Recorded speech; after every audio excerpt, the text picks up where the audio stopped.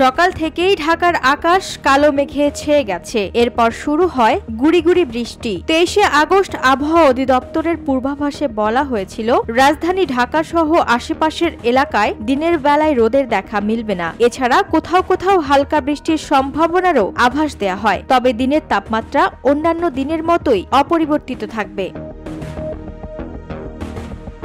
23শে August সকাল 6টায় ঢাকার তাপমাত্রা রেকর্ড করা হয় 26.8 ডিগ্রি সেলসিয়াস। বাতাসে আর্দ্রতা ছিল 88%।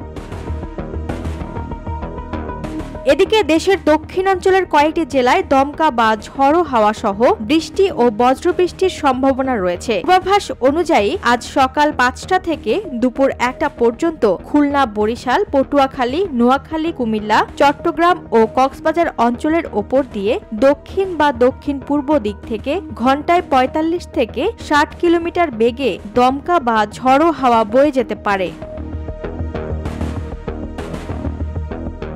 আর এ কারণে এসব অঞ্চলের নদী বন্দরকে 1 নম্বর সতর্ক সংকেত দেখাতে বলা হয়েছে। পাশাপাশি নৌযানগুলোকে নদীপথে চলাচলে সর্বোচ্চ সতর্ক থাকতে পরামর্শ দেয় আবহাওয়া অধিদপ্তর। ওয়াহিদা প্রান্তি, স্বদেশ প্রতিদিন।